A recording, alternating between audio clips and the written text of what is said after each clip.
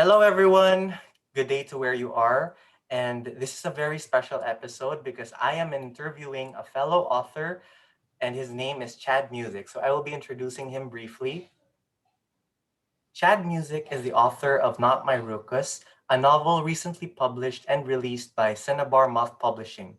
And he has a short story included in the forthcoming winter anthology, A Cold Christmas and the Darkest of Winters. So, Chad, welcome and thank you very much for accepting the invitation for the interview. Thank you for having me. I'm so happy because our short stories are included in the forthcoming winter anthology by Cinnabar Moth Publishing, and that's something to look forward to. Yeah, I'm excited about it too. I think there are going to be a lot of really great stories in there. Right. So, my first question would be, can you share what got you into writing? Since you have a lot of great stories that have been published under your name, and you have written a lot of great stories as well. I think that I got into writing when I was in first or second grade, and I just talked too much in class. So the teacher said, "Can you write it down instead?" So that was when I started writing as a way of not interrupting classes. But since then, I've come to love writing for its own. And so I spent a number of years working in academic editing, so writing science papers and Mhm. helping other people write science papers, and on the side writing fiction, so that my brain was split between nonfiction and fiction. That's amazing. Can you remember the first short story or the first short fiction that you have written? The first one that I ever wrote was about people who lived in a place where all of the vegetables were made of gemstones. Oh, that's So great. now I'm not quite sure how they ate, but when I was young, like the cabbage was emeralds and everything was made of gems. So probably something I saw on TV and just wrote a story. That's amazing. I would live in that world. I think it's a healthy world. Um, and then the second Yeah, I question, think you might be a bit hungry, like King Midas. right? That's a very that I would if you're planning to like revisit it and to release it, I would definitely read it. So the second question, Chad, would be, what was your inspiration behind Not My Ruckus? So recently, I also discovered your novel. I was able to read rave reviews about it on Goodreads, and I'm curious to know what was your inspiration behind it, and can you tell us something about it that is relevant to how you conceptualize the story?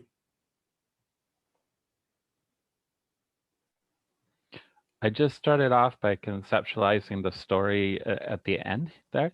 And the idea was that there are two friends at the beginning, and one of them kisses the other one, and this starts it off. And then at the end, that they are kind of happy together, Mhm, but still as friends. mhm. And then there's a lot of traumatic and dramatic things that happen in the middle. But I started from that beginning idea of this kiss and then the ending idea of them being happy together. Right.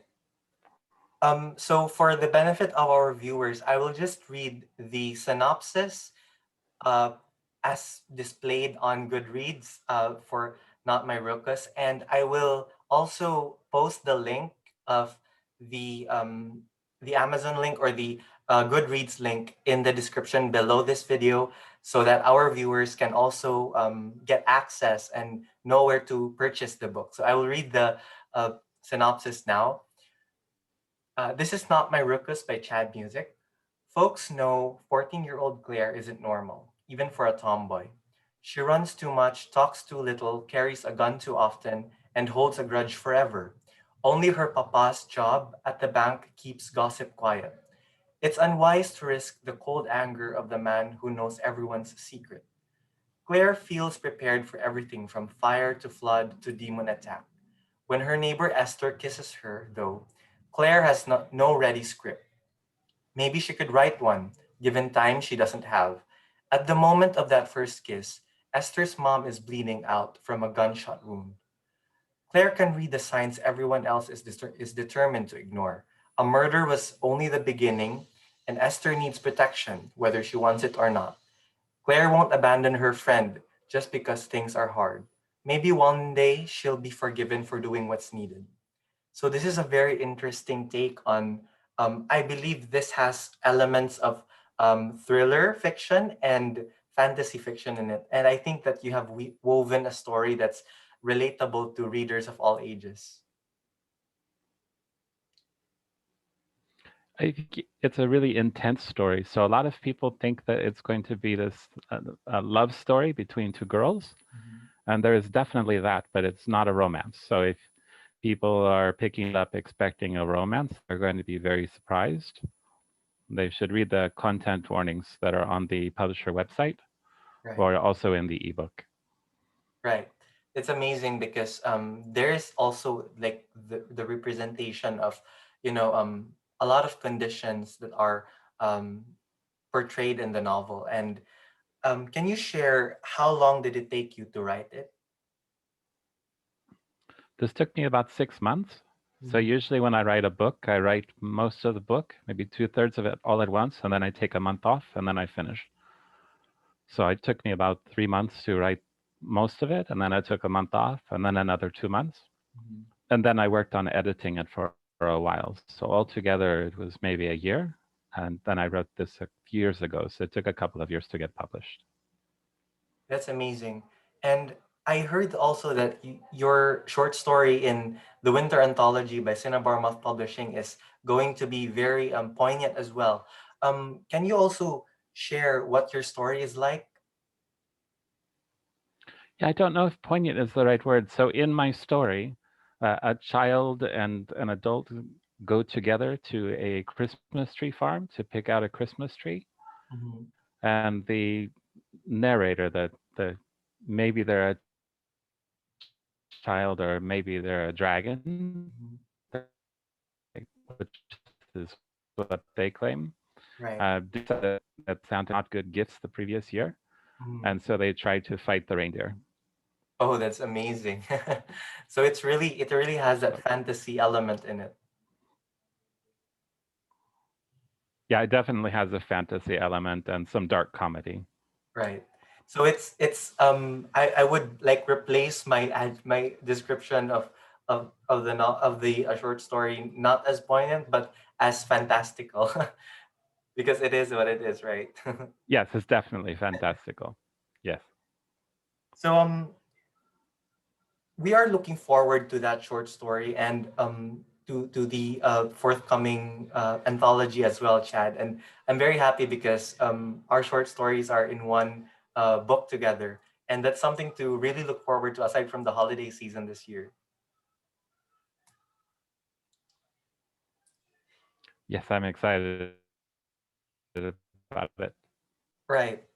And lastly, Chad, so since we're keeping this quick for our viewers also to get to know more about you as a writer, who are the authors who have influenced you? Are there any writers who you look up to, and like whether they have passed on or whether they're still alive? Are there like, can you name us some of those influential authors who have inspired you to write and also inspired your style? I think as far as inspiring me to write, there are so many. So I'd start with Alfred Lobel, who wrote the Frog and Toad series back in the Wow. 1960s, and those were some of the first books that I read. Mhm. So those were just like nice stories that everybody kind of gets along. There might be some minor conflict, stories I can tell. Later authors that I have read that influenced my style are probably Toni Morrison, who I Mhm. read Beloved in high school, and said, this is a really intense book, and it's still popular, so this kind of intensity is okay. And I think also, James Joyce and a few others that I had to read as part of high school. I have adopted different things from them just because I have read them so much. Mhm. Right. Um, right. So yeah, there's a quick glitch there because the internet is quite unstable in my end, but I apologize for that.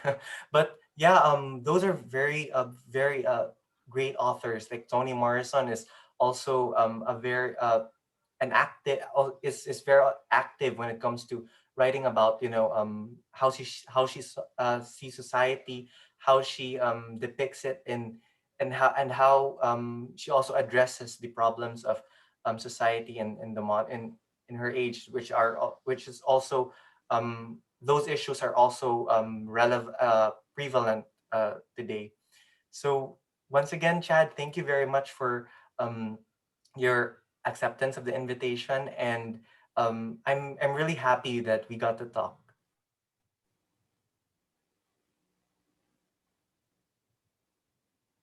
Well, thank you for inviting me. I'm looking forward to seeing how people react to my story, but also your story and all the other authors. That's great. Yeah. That's actually one of the things that I look forward to, and I'm very happy because, you know, my short story, The Epiphany of a Family Man in Solitude, is more of like my reflection of what happened in the past year.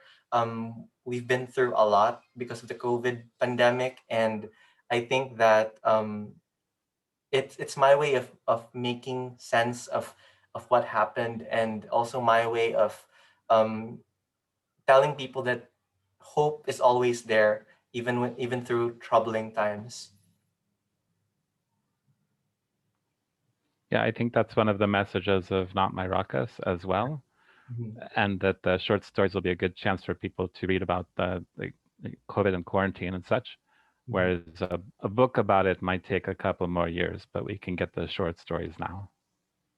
And I have one very last question, Chad. What are our other future projects, if you have any, or and what are you currently working on? So I'm currently working on finalizing a book about two characters, Not and Big Man. And these are the characters in the short story. So I'm mostly done with a book about them living in a lighthouse in Florida. Mhm. And then I have another book finished about an imaginary library that holds every book and everything I've ever written. Yeah. Two books in that world. So those are what I'm working on now. Three more novels. Well, that's definitely something to look forward to from you, because, you know, Not My Ruckus, knowing that Not My Ruckus has received a lot of rave reviews, I'm sure that your upcoming books will also um, live up to the standard that Not My Ruckus has set. I hope so. It will happen. So thank you once again, Chad, and thank you very much, guys, for listening to our interview right now.